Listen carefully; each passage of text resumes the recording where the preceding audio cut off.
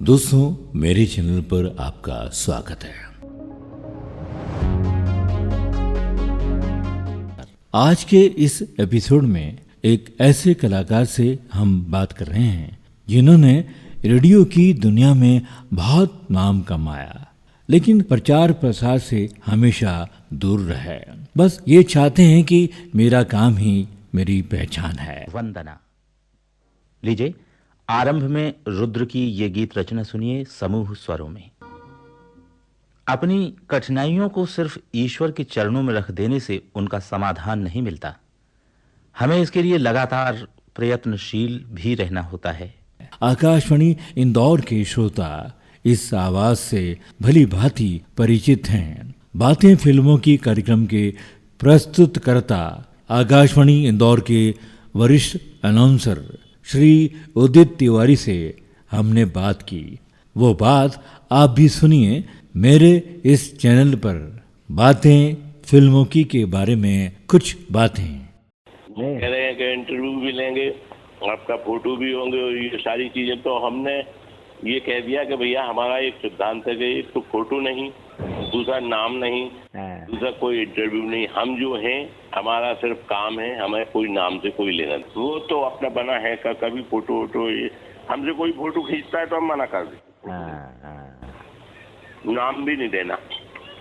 फिर वो शमी ने लिखा, शमी है एक नहीं, वो गया था बड़वानी खरगोन, तो उसने हमको टेलीफोन किया कि दादा आप इसलिए नाम और फोटो नहीं देते हैं, इसलिए आप अपनी मार्केटिंग इसलिए नहीं करते हैं कि मैं तो पूरे मध्य प्रदेश में और मालवा निमाड़ में घूमा, तो आपको तो बोले मेरे पास सर्वे है कि आपको 1.5 करोड़ लोग जानते हैं।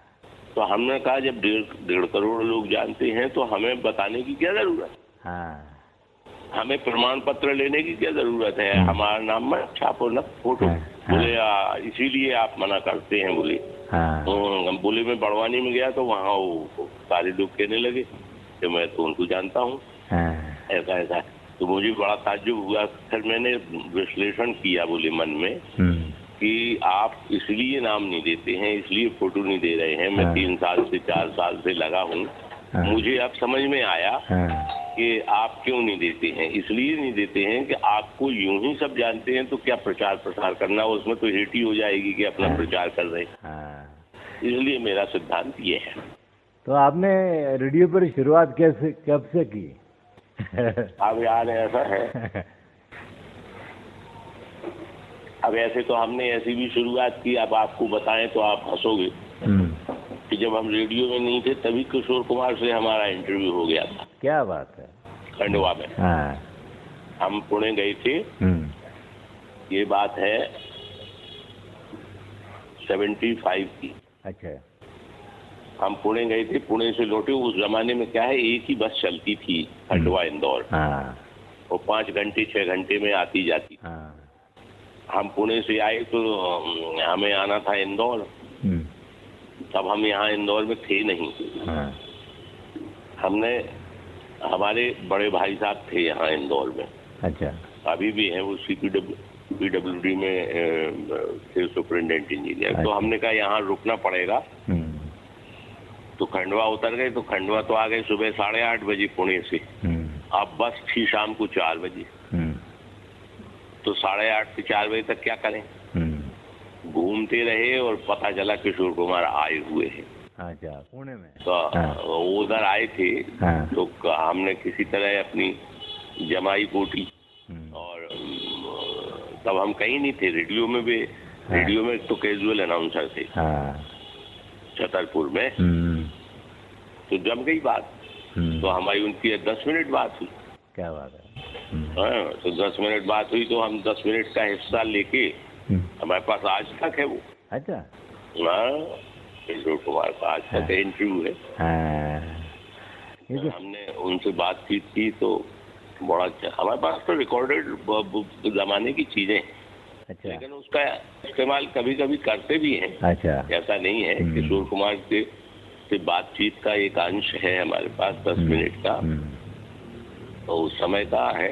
तो हमने वो प्रोग्राम में भी किया है, बातें फिल्मों की में भी कहीं किसी में मिलेगा। अब याद नहीं है कौन से प्रोग्राम में। अब ऐसे 11 साल तक चला वो प्रोग्राम। 11 साल में। नहीं, आप तो ये बताओ कि बातें फिल्म की कार्यक्रम की कैसा शुरू किया आपने? शुरुआत होगी वो 10 से 10:30 कल से। आपने जो प्रोग्राम शुरू किया तो इसकी कल्पना कैसे आई, कब से शुरू किया? हाँ, कल्पना ये आई कि हम पहले जब कॉलेज में थे तो हमको मतलब साहित्य, संगीत और कला से बड़ा प्रेम था। और हम थे साइंस के स्टूडेंट। अच्छा। अंग्रेजी के अलावा कुछ पहले किताबें थी नहीं। तो आप अंग्रेजी तो बढ़िया थी हमारी। और जब हम आर्ट में पढ़ते थे तो संस्कृत वहाँ अनिवार्य विषय था। अच्छा। तो संस्कृत में हमने महारत हासिल की। हमने 83 नंबर लाए हमेशा 100 में।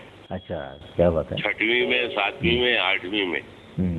फिर इसके बाद संस्कृत अपनी तगड़ी रही घर के वातावरण से भी, क्योंकि हमारे जो दादाजी थे वो संस्कृत के प्रकांड विद्वान थे। तो ऐसे जब 2-3 में पढ़ते थे, 4 में, तो उनसे सीखते रहते थे, उनके पास बैठा करते थे ऐसा। तो माहौल संस्कृत का रहा हमारे घर में। हमारे घर में अभी भी संस्कृत के सब बड़े भाई जो हैं, सबसे बड़े भाई, फिर 3रे 4थे नंबर के, ये अभी आज भी संस्कृत में जो ये जो पूजा पाठ या विवाह जो सब जानकारी है उन। तो ये ऐसा होता रहा। फिर इसके बाद आ गए हम टीकमगढ़ में हायर सेकेंडरी स्कूल में, क्योंकि गांव में हमारे में बस 8 तक था मिडिल स्कूल, मिडिल माने 8वीं का। तो वहां से पढ़ाई शुरू की तो वो अंग्रेजी चलती रही। बीएससी अंग्रेजी चलती रही। और साहित्य और संगीत कला के इंटरेस्ट को हमेशा अपने मन में जगाए रखते। तो हम क्या करते थे कि जब बीना का गीतमाला या शिवा का गीतमाला उस जमाने में आती थी, तो उसमें एक कॉन्टेस्ट भी आता था, साइनी देते थे कि अगले हफ्ते बीना का गीतमाला में कौन से टॉप 10 गीत रहेंगे, आप उसको लिख के भेजें। अगर हमारे हिसाब से सीरियल मिल गया मतलब मैं तो इनाम उस जमाने में हमें 250-250 रुपए इनाम भी मिला करते थे। फिर वो इनाम की कीमत बढ़ गई सन 76-77 में 500। तो 500 का मनी ऑर्डर आया करता था हमारा। तो जिस जमाने में ये प्रिंस फिल्म है ना, एक Prince night in London an evening in Paris है, और ये इस तरह की जो फिल्में, अब कब की बात है ये? 79, 77, 78, 79, 80। इन सारे पूरे इस पीरियड की सारी फिल्मों की कहानियां, सारी फिल्मों के गाने, गीतकार, संगीतकार, ये हम एक अपनी फेहरिस्त बना के बिना का गीतमाला के लिए रखते थे। अच्छा। और उसमें होमवर्क करते थे कि अगले बिना का गीतमाला में ये कौन से 10 गीत रहेंगे, वो इनका सीरियल नंबर क्या रहेगा। अच्छा। प्रिंस का गाना 2रे नंबर पे रहेगा कि पहले नंबर पे रहेगा, लव इन टोक्यो का गाना कब रहेगा। तो ऐसा बना के ऐसा करते रहे। तो उससे हमारी नॉलेज उस समय बहुत अच्छी हो गई। अच्छा। और फिर वो बनी रही। फिर बाद में हम रेडियो में आ गए। हमने इलाहाबाद में एसएससी दिया था। एसएससी हुआ था हमारा सन 80 में। वहाँ की सिलेक्टेड थे हम। लेकिन क्या हुआ था कि उनने हमें नजीबाबाद पोस्टिंग कर दी थी। अच्छा। नजीबाबाद। तो बाद में नजीबाबाद ज्वाइन करने जाना था, उत्तराखंड में है। तो किसी ने केस लगा दिया था हाई कोर्ट में, ये मतलब इसी के खिलाफ, सिलेक्शन के खिलाफ। तो कोर्ट ने उसको डिसमिस कर दिया था। अच्छा। तो फिर हमारी वहाँ ज्वाइनिंग नहीं हुई। फिर वहाँ से वो लेटर इधर आया था, अरविंद पालित थे यहाँ एसडी। तो इनने कहा कि यार ये सिलेक्टेड आदमी इधर भेजा गया है, लेकिन अब फिर और स्टेशन डायरेक्टर को पावर दे दिए कि तुम जितने तुम्हारे यहाँ जैसे एक भेजा तो तुम इनका फॉर्मेलिटी के लिए इंटरव्यू और जो भी है वो कर लो। अच्छा। तो इस तरह से हमारा फिर यहाँ हुआ था इंदौर। हाँ। अच्छा। तो फिर हम इंदौर आ गए थे। छतरपुर में आप कैजुअल अनाउंस कब तक रहे? 83 तक रहे, 83 तक। कब से? 79 से 83 तक। अच्छा अच्छा अच्छा। 4 साल रहे हम।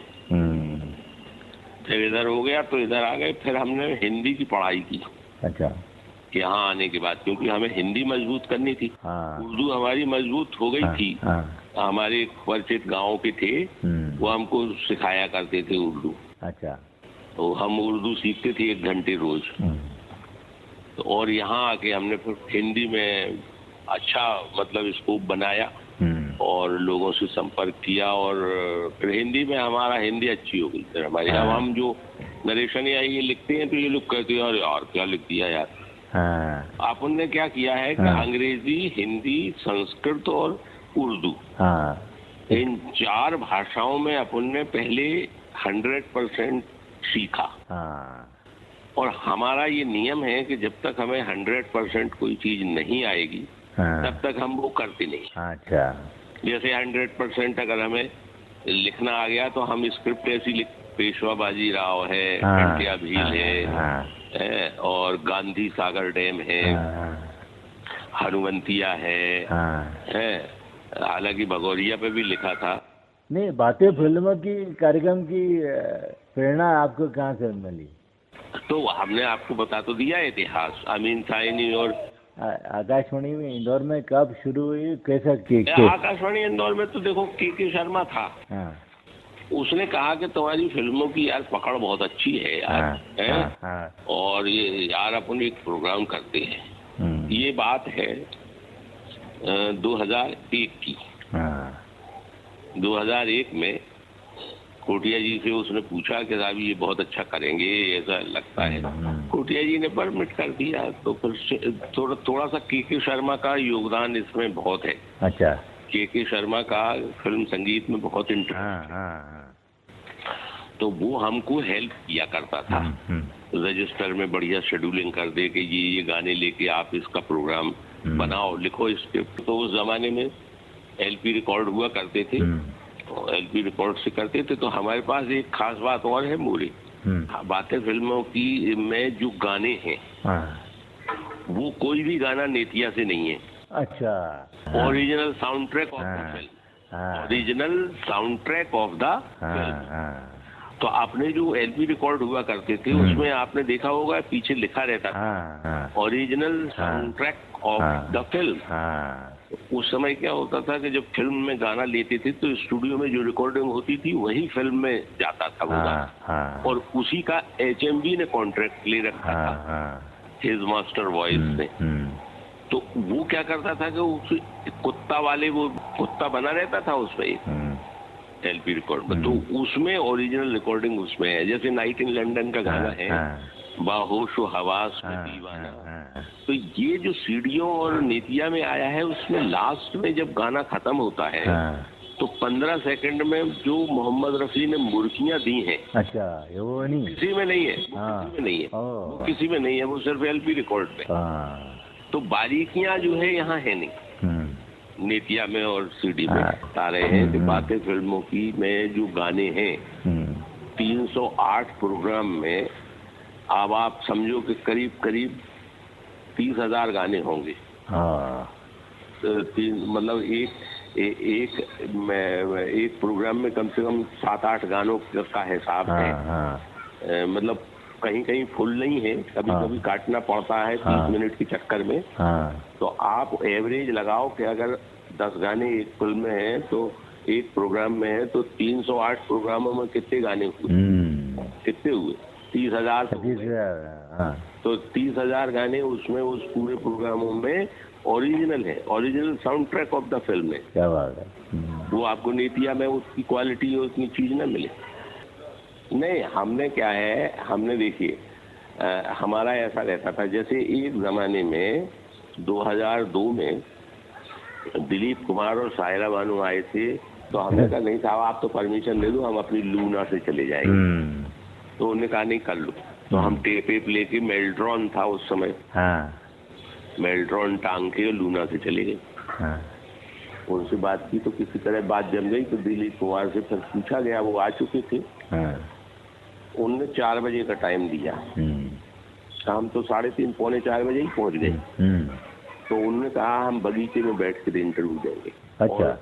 और आधे घंटे बाद देंगे, क्योंकि आकाश ऑल इंडिया रेडियो के लिए ऐसे इंटरव्यू नहीं दिया जाता। ऑल इंडिया रेडियो के लिए हमें होमवर्क करना होता है। अच्छा। देखो आप एक बड़े कलाकार की बात सुनो। दिलीप कुमार ने ये कहा कि आकाशवाणी को, रेडियो को इंटरव्यू देने के लिए हमें कुछ पहले तैयार होना पड़ेगा। तो फिर वो 4 बजे आए, बगीचे में कुर्सियों पे बैठे, सायरा बानू बगल में बैठी और हम सामने, और हमने मेल्ट्रॉन चालू कर इंटरव्यू लिया। उसका इंटरव्यू आज भी है और दिलीप कुमार के उसमें बातें फिल्मों की में है वो पोर्शन पूरा, गाने जो सायरा बानू ने भी बीच में कुछ बोला आपको। नहीं कि ऐसे कौन सा कलाकार था जिसका आपने कार्यक्रम नहीं बनाया? अभी जो पुराने जितने कलाकार हैं, चाहे अजीत हो, चाहे ओम प्रकाश हो, इन सब के हमने प्रोग्राम किए हैं। और राजेश खन्ना से और महेंद्र कपूर से तो यही मुलाकात हुई थी, इंदौर आए थे महेंद्र कपूर, तो उनका तो किया हुआ है। हमने लगभग सब कलाकारों को किया। लेकिन हमें क्या हुआ कि जब से राजेश खन्ना के बाद अक्षय कुमार का तो हमने किया है, शाहिद कपूर का भी किया है, शाहिद कपूर के बाद शाहरुख खान का भी किया है। अब उस समय के आप चाहे जितेंद्र ले लो, चाहे शम्मी कपूर ले लो, चाहे शशि कपूर ले लो, तो इनका जो डायलॉग डिलीवरी या जो भी था वो आज के कलाकारों में नहीं है। आज के कलाकार तो आपको तुरंत 10 सेकंड में शॉर्टकट वाले हैं। देखो अमिताभ बच्चन पे हमने प्रोग्राम किया है और बहुत ही अच्छी स्टाइल ढंग से किया गया है। अच्छा, है ना। दिलीप कुमार का है, मोहम्मद रफी का तो 1 घंटे का है। अच्छा, मीना कुमारी का हमने बहुत दूर से किया था कि शर्मा बोला कि इसमें जो है मीना कुमारी हमने फिल्मों में उनकी आवाजें भी ली है। अच्छा। जैसे मीना कुमारी के उदाहरण दे रहे, मीना कुमारी ने कुछ फिल्मों में नज़में गाई हैं। नज़्म मीना कुमारी ने खुद अपनी आवाज में बिना म्यूजिक के तो ऐसी ली है। किसी ने कोई, जैसे अब मजरूर सुल्तानपुरी का इंटरव्यू है, कहने का मतलब, तो मजरूर सुल्तानपुरी के प्रोग्राम में मजरूर सुल्तानपुरी खुद 2-3 जगह गानों के बारे में या उसके बारे में बोलते हैं। तो ओरिजिनल मजरूर सुल्तानपुरी की आवाज। ऐसे बहुत सारे गीतकार, संगीतकार, जैसे रविंद्र जैन है, उनका तो वो आए थे खैर स्टूडियो रिकॉर्डिंग की थी। तो बहुत सारी इंटरव्यू भी डले हैं उसमें, बातें फिल्मों में, अकेले गाने नहीं है। राजेश खन्ना है और हेमा मालिनी ने भी बोला। तो इनके बोलने के इंटरव्यू भी है, 1-1 मिनट की बात है, आधा मिनट की बात है, फिर गाना है। ऐसा उसको जोड़ तंगोड़ के बहुत पॉपुलर कार्यक्रम है और बढ़िया मजा आता सुनने में। अच्छा, हर प्रोग्राम 2 पार्ट में है। अच्छा, हर प्रोग्राम 2-2 घंटे के बने, 1-1 घंटे के बने। तो उस 1-1 घंटे में चूंकि इनके यहाँ चंक आधे घंटे की है, तो उसको आधा कर दिया। नहीं, इंदौर से जो ताल्लुक रखते हैं कलाकार, लता मंगेशकर और जो मंगेशकर का किया है ना हमने, नहीं जो वो था ना विजेंद्र गाड़गे और ये बदरुद्दीन, नहीं हम इनसे मिले थे बदरुद्दीन से। और पंडित जी ने मिलवाया था हमको। हमने जॉनी वॉकर से बातचीत की है और जॉनी वॉकर का प्रोग्राम भी है। अच्छा। और दूसरा आपके जो लता जी का है, लता जी से तो हम 10 मिनट मिले हैं। अच्छा, यही लता मंगेशकर से भी हमने बात की है, यहाँ है। सुधा ने भी बात की है, सुधा का भी एक 20 मिनट का इंटरव्यू है। सुधा ने और हमने लता जी से। देखो वो भाग्य कि लता मंगेशकर से भी मुलाकात हुई थी एक जमाने में। क्या बात है। ये बता कि हर एपिसोड में मेरी आवाज है कि नहीं? तुम्हारी ही आवाज में एसपी है भाई साहब। सुनो, हाँ, हर एसपी तुम्हारी ही आवाज में। क्या बात है। आपको आपने जैसे जिन जिन जिन जिन जिन बातें फिल्मों की, फिल्मी गीतों की, फिल्मी कलाकारों की, फिल्मी हस्तियों की बातें फिल्मों की और फिर म्यूजिक, वो पूरे एपिसोड में क्या वो एसपी ही बनी थी तुम्हारी। वो तो देखो रिकॉर्डेड जो बनी है 308 प्रोग्रामों में तुम्हारी ही एसपी ओपनिंग भी है और क्लोजिंग भी।